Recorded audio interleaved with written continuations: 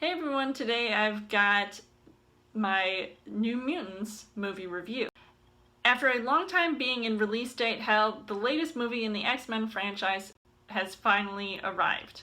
But was it worth the wait? So as far as the story goes, you have these mutants who are trapped in this facility, and that is where they're being studied and use their abilities on occasion, but strange things start to happen as soon as a new girl joins the group. Now, this movie made me nervous going into it since the last couple of X-Men movies, weren't exactly that great in regards of how the studio handled this franchise, so thankfully it is now going to be in safe hands going forward after this one, regardless of how well it is going to do at the box office. Once again, the end result shows how much of a jumbled mess of a plot this was. It was so uninteresting from the start, even though there are moments that are supposed to be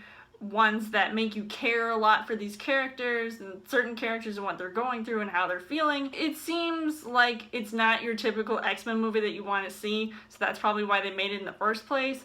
But I think people sort of like, consistency, and when they're not being consistent, that's when it all goes downhill from here. As far as the casting goes, you've got Blue Hunt, who plays a girl named Danny, who's the new girl, and, she doesn't know what kind of powers she may possess. To some, the easy target of being bullied, and yet I'm just not a huge fan. I don't feel like anybody stood out to me in this movie.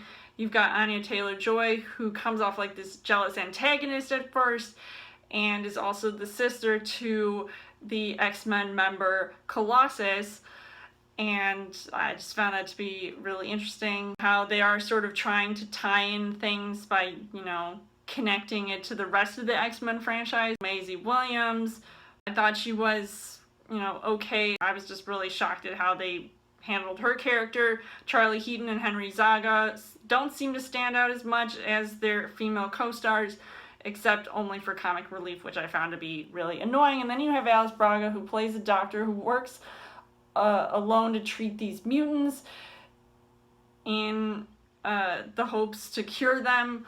But then I was like, wait a minute, didn't this sort of plot device happen in X-Men 3: The Last Stand? I wasn't too impressed with her character as well. The things that I liked about this movie, or should I say, the thing that I liked about this movie was when they were taking this ambiguous approach to the horror genre, which they sort of, that's what sort of attracted me to this movie from the first trailer.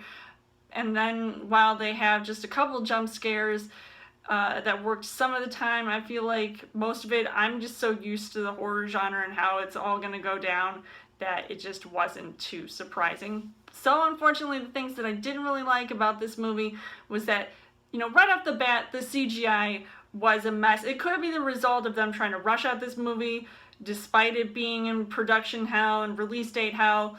That they could have done a whole lot better in that aspect, but it just looked pretty terrible, especially by the third act, which didn't have appealing action and ended up being predictable at times. There were scenes that seemed to drag on a bit, and I found it quite boring at times.